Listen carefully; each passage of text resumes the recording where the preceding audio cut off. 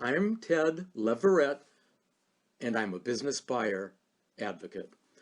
I'm going to tell you from the buyer's viewpoint why most small companies for sale don't sell.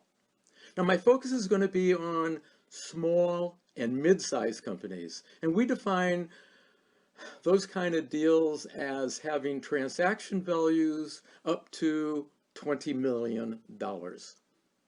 Okay, let's recognize the fact of life. Most small and mid-sized companies for sale do not sell. And it doesn't have to be that way. I want to focus on the unsold companies that would have been a profitable investment for buyers.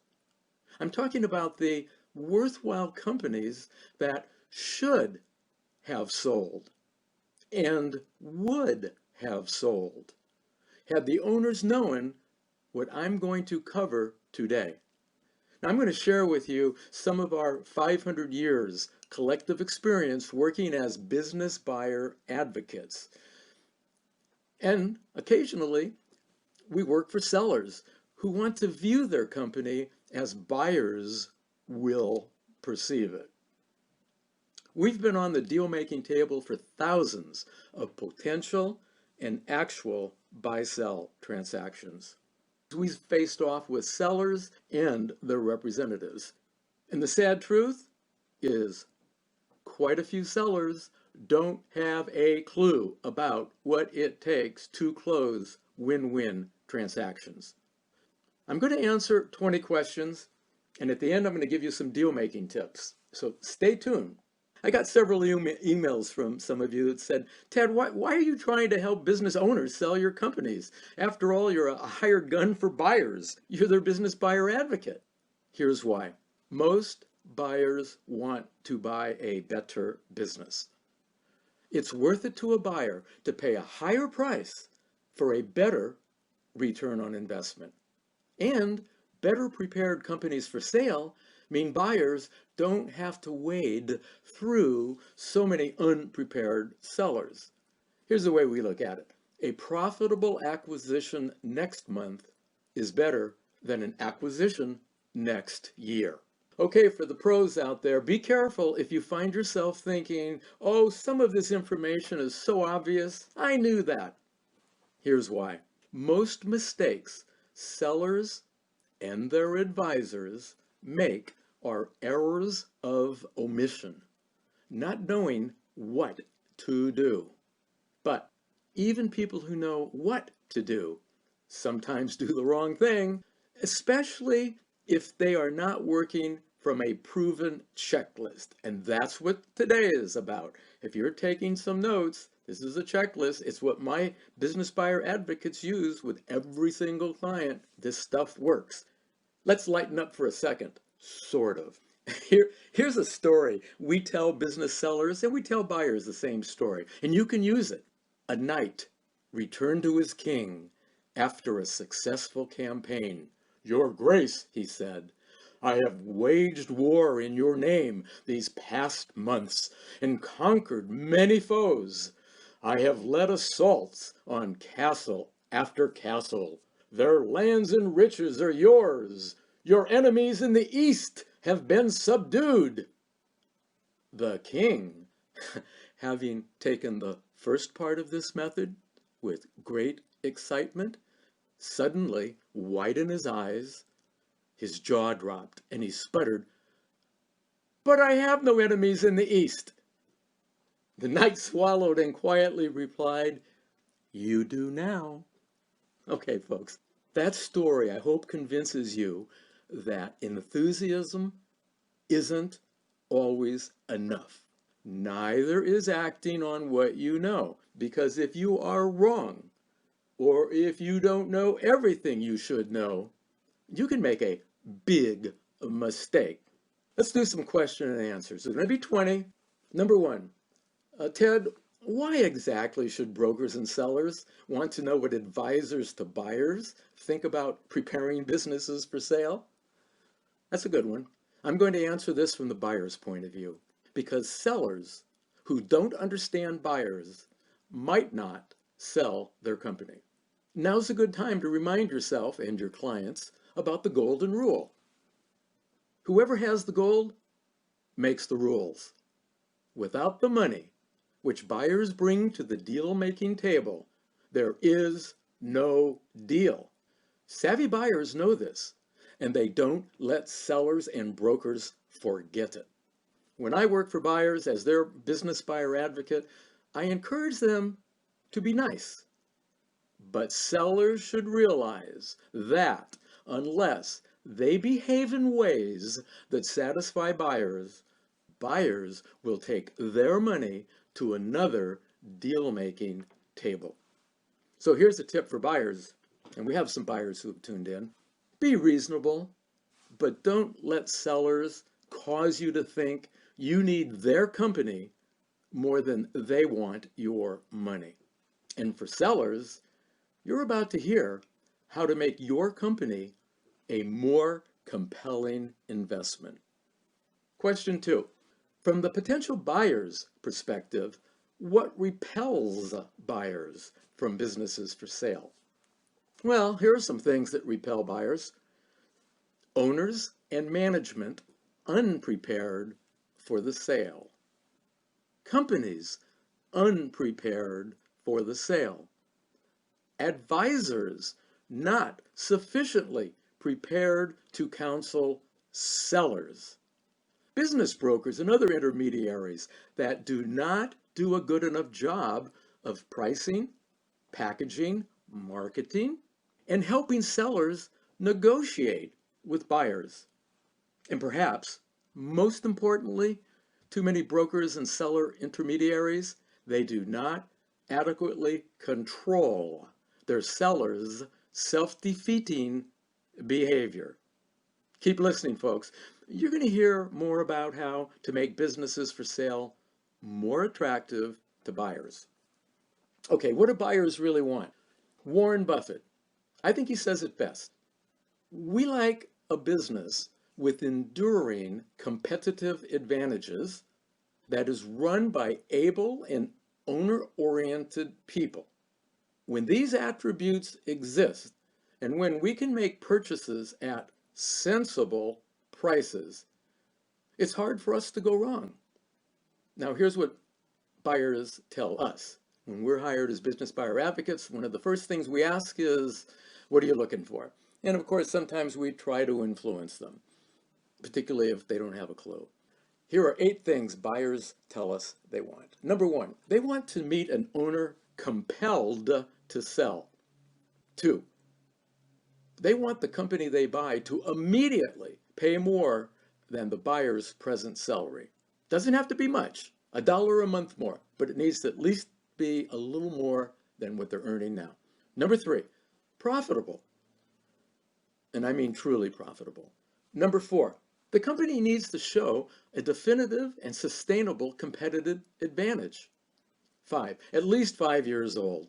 6, not growing faster than its industry average. I know that's controversial. Send me an email if you want the whole story. Not growing faster than its industry average. We think that can be a kiss. We don't think. We know that can be a kiss of death for small and mid-sized business purchasers. 7, a lease term sufficient to pay back the buyer's investment. There needs to be enough time on the lease for the buyer to own the company, get all his money back, make a profit, sell it to somebody else who thinks there's enough time on the lease to run the business. And number 8, an industry not saturated with competitors. Saturated. There can be plenty of competitors. Saturated is what I'm talking about, and I might go into that a little bit later. Okay, number 4, are business brokers and other kinds of intermediaries a help or hindrance? And there's somebody said, please comment from the buyer's view. Okay. First, from the seller's view, see my report, 62 reasons for sellers hiring brokers. You can find it on my website at partneroncall.com. Just go to the website, type in 62 reasons for sellers hiring brokers. And buyers, you better pay attention to that, because how are you going to cope with those 62 advantages that brokers provide sellers? You know, the best brokers and other kinds of seller intermediaries can and do facilitate win-win done deals. Savvy buyers rely on seller representatives to motivate sellers to sell. We cannot undervalue that. Buyers, you need your own advisory team. You cannot afford any conflict of interest. And by the way, as to selecting your advisory team, hire people with a proven history of working for buyers and sellers of the size of deals you're contemplating and who are known to facilitate deals that should occur. Avoid the wrong kind of deal killer. The truth is there are two kinds of deal killers. There are the advisors who don't know enough about deal making for small and mid-sized companies. They may be hot shots in mega mergers and acquisitions. I'm talking about the people in the professions who really don't have enough experience on small and mid-sized companies. Transaction values up to about 20 mil. Not wanting to make mistakes, these people are more likely to poo-poo deals, or worse, bless them. The other kind of deal killer is adequately experienced, which means when they try to kill the deal, do it. Those are the kind of advisors our clients hire. Number 5, how can sellers create buyer competition to more quickly sell and sell on better terms? Well, as a business buyer advocate, I even hate to talk about this because this is not what we like to hear, but I'll answer it for you sellers and advisors. Buyers, don't worry, we have some ways to cope with this, but sellers, get the word out to lots of likely buyers for your kind and size of company. By the way, this is what brokers and other intermediaries do. Sellers, your goal is to get buyers bidding against each other. Number 6, what can I do to increase the chances that buyers will consider my asking price to be fair? Well, here's another Warren Buffett quote: "Price is what you pay, value is what you get." One of the most popular reports I've written is called "The Price is Right or Is It?" You can find it on my website, The Price is Right or Is It? If you want to sell for maximum price, get a credible appraisal. You know your advisors are telling you to do that, sellers. It gives you an advantage when you negotiate with buyers. You can show a legitimate rationale for your company's highest value. Okay, number 7, how important to buyers are the seller's offering prospectus, or sometimes known as company profile?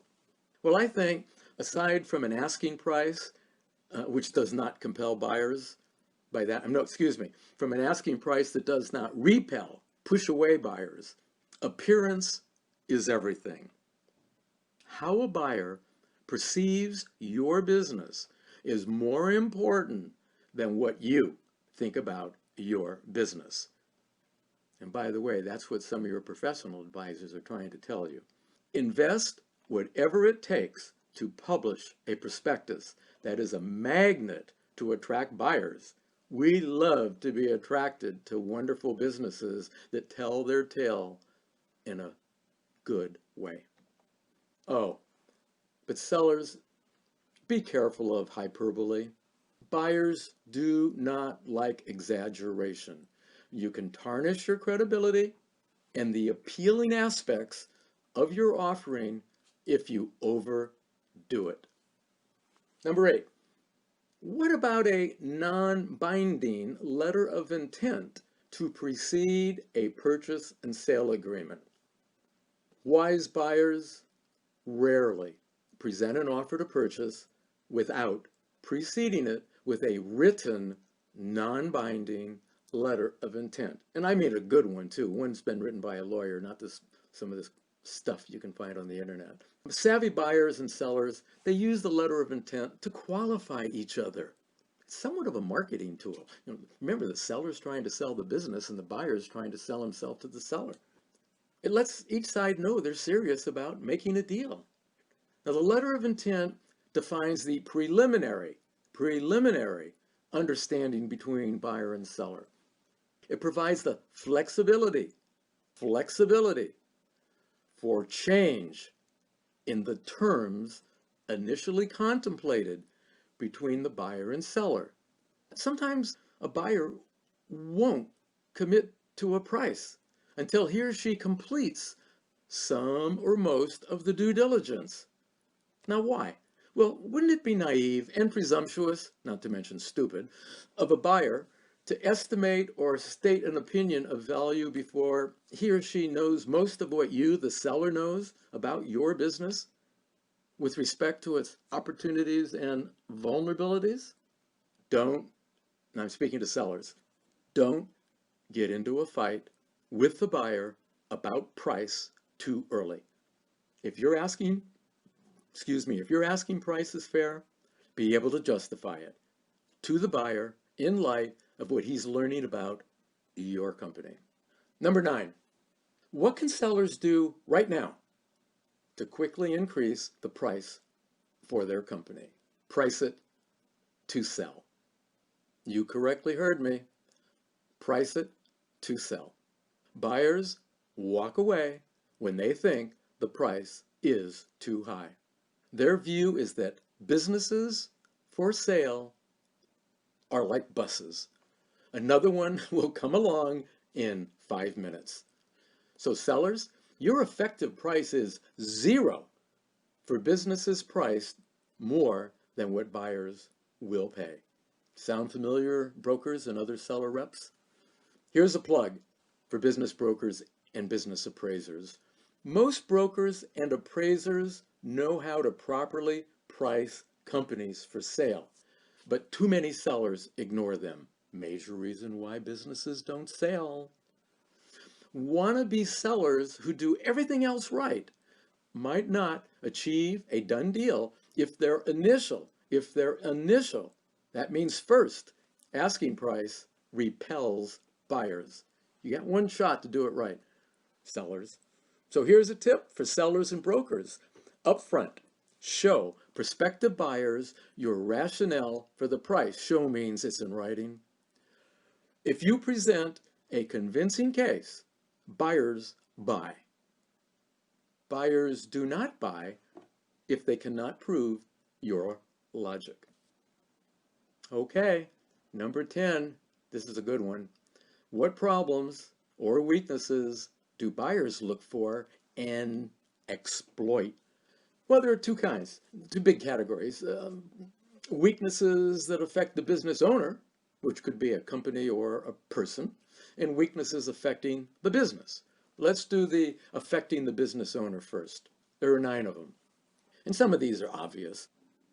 Well, a little parenthetical phrase here. They're obvious, but sometimes when business buyers hire us and we tell them about these things, they go, oh yeah, I know that. But what they don't know is how you access these kinds of problems, which is what we do, and a lot of you advisors know how to do it. Okay, what are the weaknesses buyers want to exploit that are affecting the business owner? 1, divorce. 2, death. 3, disability. 4, burnout. 5, retirement. 6, family feud. 7, partnership dispute. 8, bank calls the owner's personal loan. And we saw a lot of that during the Great Recession, where owners got overextended and the only way they could raise money was to sell their business. And number 9, the company is part of a larger firm which wants to get out of that particular line of business. I've done lots of deals like that, where a buyer bought a division of a company that was a great business model, but the bigger firm just didn't want it anymore. Okay, what are the weaknesses that we like to exploit that affect the business or the company? Well, we have a lot of exit planners signed in. You're going to love this one. Number 1, owner dies without a succession plan. 2, catastrophic event that cripples the company. Now, not permanently cripples it, but enough for the current owner just needs to get out of there. Number 3, uninsured damage or legal claims. 4, unprecedented loss of sales, like losing your largest customer. 5, governmental actions or seizures. Eminent domain's 1. Uh, Closing a street in front of a business for a 6-month repair is another. Okay, number 6, sudden write down or write off. 7, fraud or theft. 8, a strike or labor disruption. 9, expiration of financing. Oops. 10, the lender changes terms of financing. Oops again.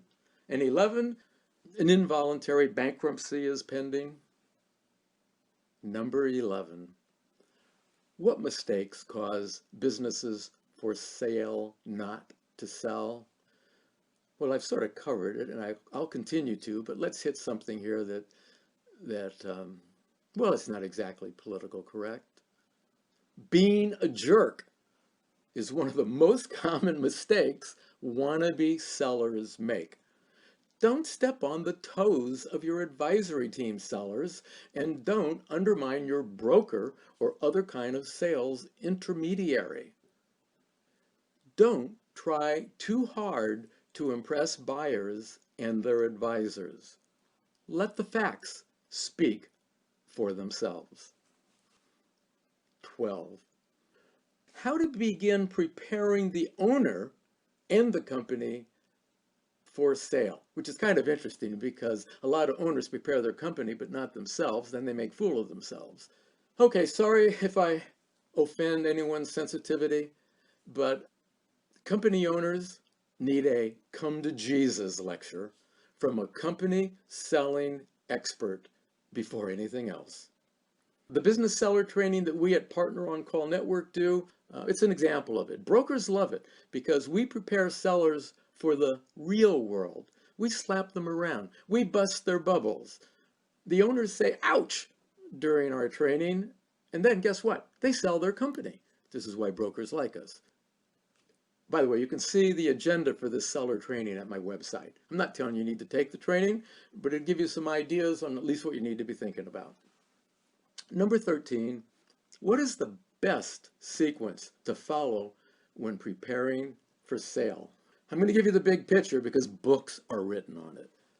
It's in 4 phases. I'll name each phase and then I'll number each of the items below. These are the things that we see pretty much not getting done correctly.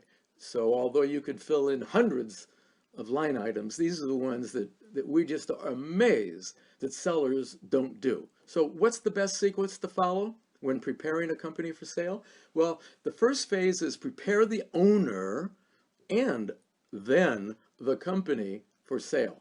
How do we do it? Well, number 1, hire a divestiture expert to assess the marketability of your business. Just because you like it doesn't mean anybody else will. Number 2, recast financial statements to legitimately maximize profit and value. 3, decide on the price for your business and decide on the terms of sale. In other words, stake out what your negotiating positions are going to be. And it better be reasonable. 4, define your sales goal and your plan to market your company.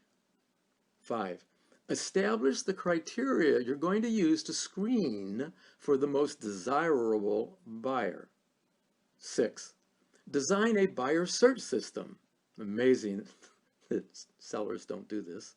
7, learn a script to handle your initial contact with buyers. This is you, sellers. Sure, brokers know how to do this. Sooner or later, you're going to be talking to a buyer. And that first 30 seconds, you either get it right or you're already going backwards. So think about it as your 30-second commercial about prepping the buyer for the sale of your business.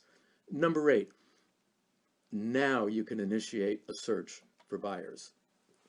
All right, second big phase, establish relationships with qualified buyers. So when you quick screen the buyers, you better know how to do it. And of course, this is what the seller advisors know how to do. 2, use a non-binding letter of intent to commit promising prospects. And I know that brokers and some others out there may not like the idea of a letter of intent, but you know what? It's a lot easier to wiggle that around as you go along than have a buyer and seller enter into a buy-sell agreement, which everybody knows is a real contract, It causes lawyers to get involved too soon in deals. They're just too damn hard to change. So I promise you, a well-written, non-binding letter of intent used by honest and well-meaning buyers and sellers, it's a great way to go. Number 3, get a handshake agreement between the buyers and the sellers about price and terms. Now, of course, this is subject to the buyer's substantiation of the seller's representations in that wonderfully looking offering prospectus. And number 4, obtain the cooperation of your business's landlord and lenders. Those professionals who are tuned in, they're as amazed as I continue to be how many deals crater, fall through, because sellers wait too long to find out whether the landlord and any sources of financing are going to cooperate. You need to get that handled right. That's in phase 2. Here's phase 3. Remember, there are 4 phases. Here's 3. Understand due diligence and negotiation. I already told you, it's very rare for sellers that we've come across, and we come across some awfully sophisticated, including rich sellers, to really understand what's going to happen in due diligence and to really understand negotiations when it comes to selling their business. They may be master negotiators at selling their product, but they may not have a clue about selling their company. So number 1, document and explain your company's financial history. Almost never is that done right. 2, showcase your business's opportunity for growth. That's almost never done right. Why? Because too many sellers just make up stuff, and they call it potential, and none of us believe it. Even if it's true, we don't believe it if it's hyperbolic. You need to showcase it, but do it in a way that's easily justifiable. Number 3, this is a big one. In fact, I think this is the secret to my early success in deal making. Focus buyers on the non-financial factors that maximize company value. Non-financial factors. Here's what they are. And by the way, I created an acronym for it. CELBS. C-E-L-B-S. Non-financial factors. Customers, employees, landlord, bank, suppliers. Why? These are the people who make the business what it is.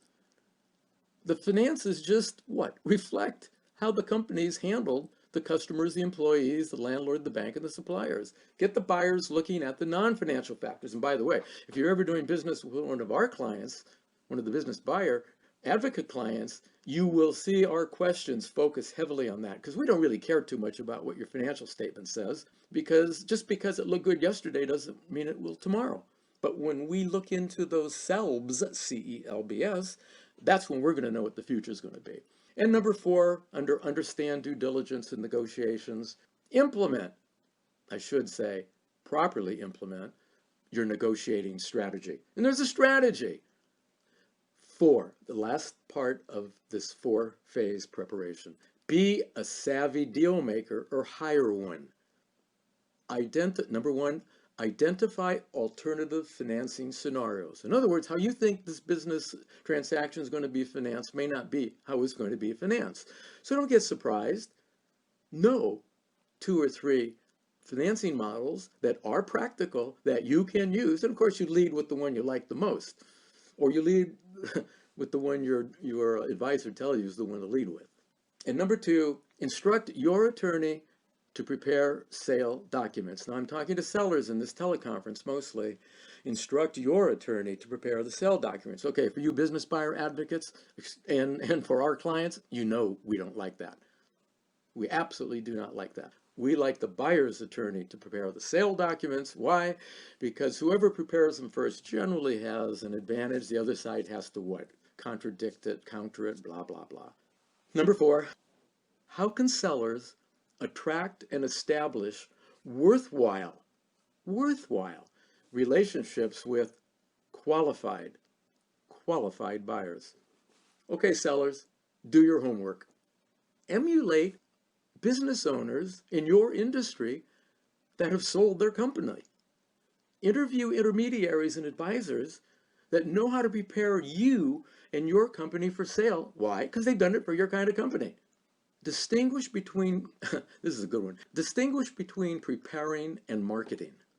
The advisor or the team that helps you prepare is not necessarily going to be whoever takes you to market and then helps you achieve a done deal.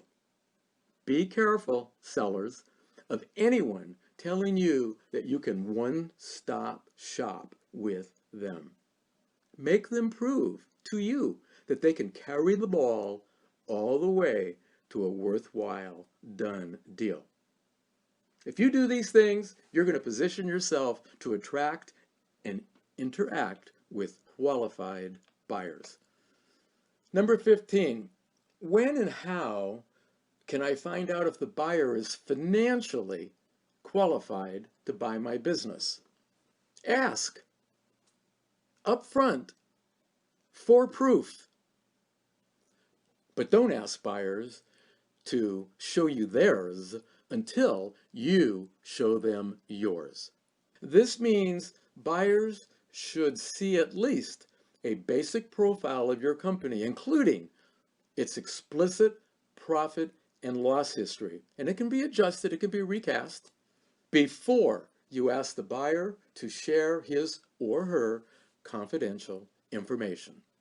And of course, you'll get a signed NDA from everyone who wants a peek into your company.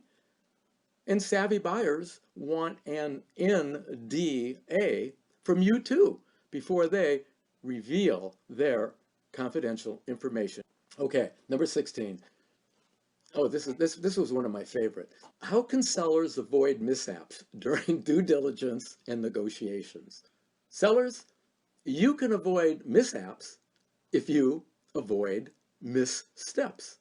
Knowing what to do is as important as doing it right.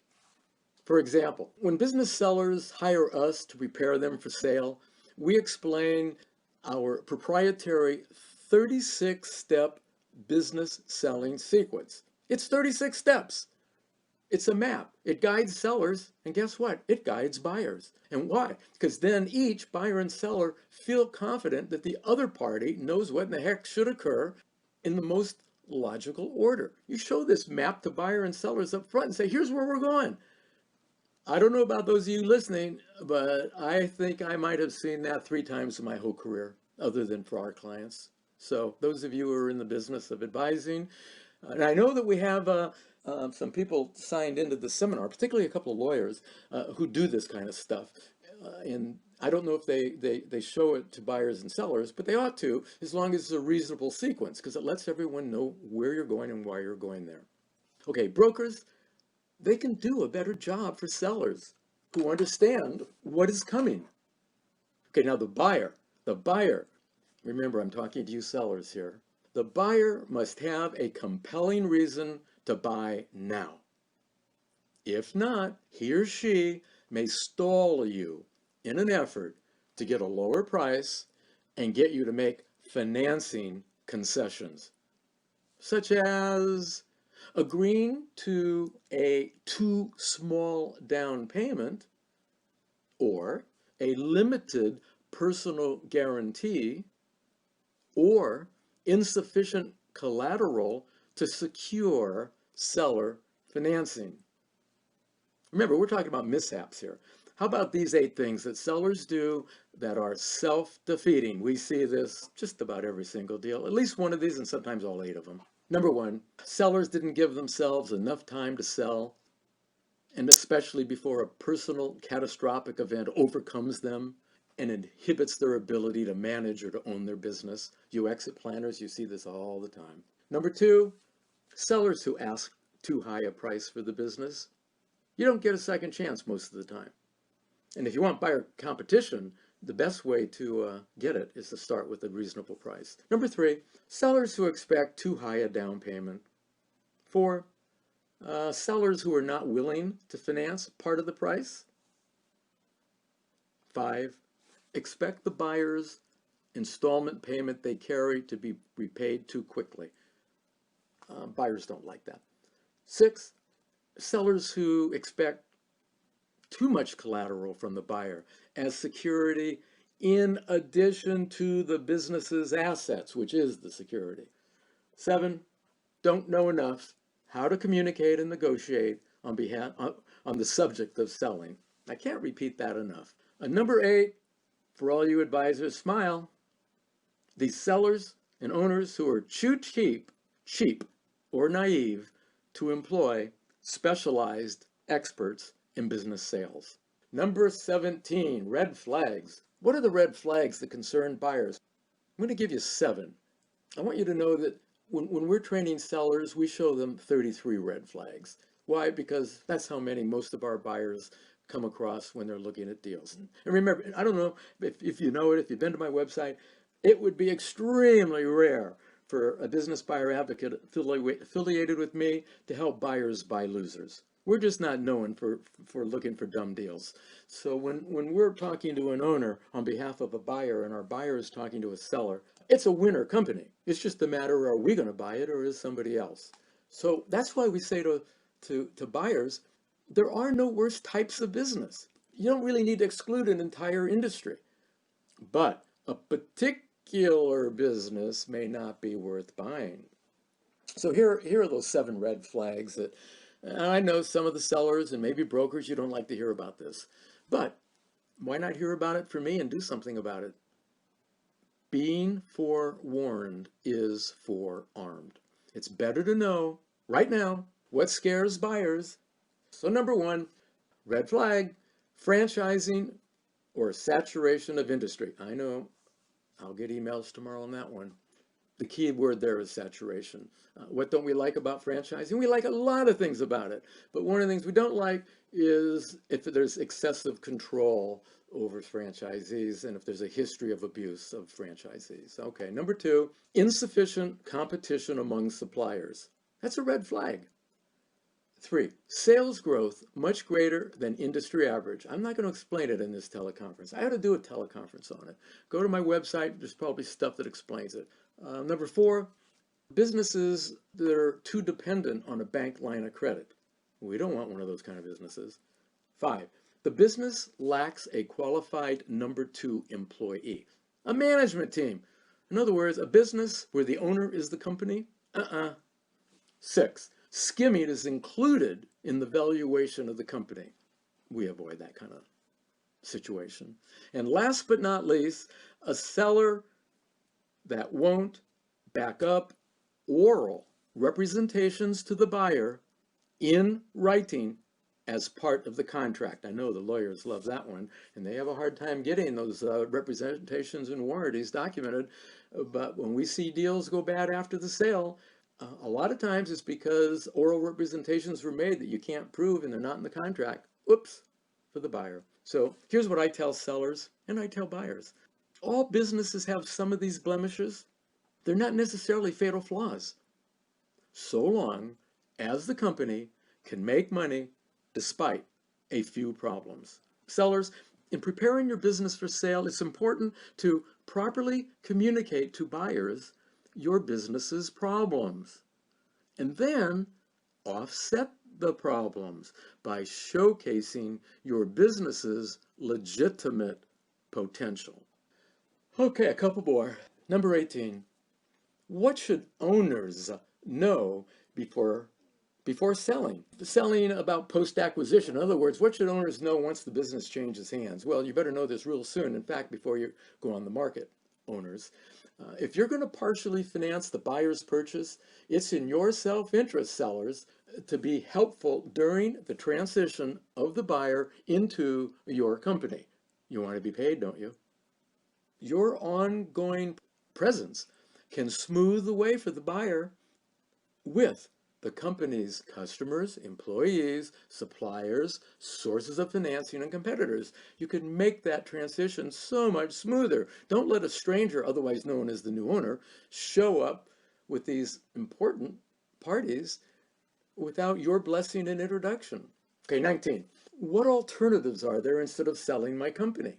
Well, unless you have to sell it now, it could be more profitable for you if you use mergers and acquisitions to grow your business and then sell it later for more company. By the way, when business owners call us and say, I'm thinking about selling my company, do you know a buyer? We say, well, not really, not unless we know your company's worth owning. Why don't you hire us to help you prepare it for sale?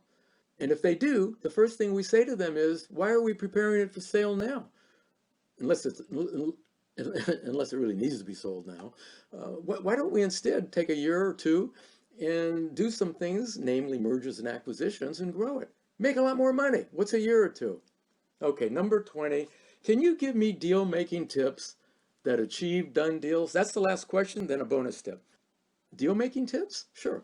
It's far better to sell a wonderful company at a fair price than to try to sell a fair company at an unreasonable price. Don't be in a rush to sell. Create buyer competition. Listen to your advisors. Okay, bonus tip. You don't have to go it alone. Consider selling part of the company to capable key employees. It can reduce your risk and substantially increase their productivity, positioning the company to either be sold to them or somebody else later for more money and on better terms.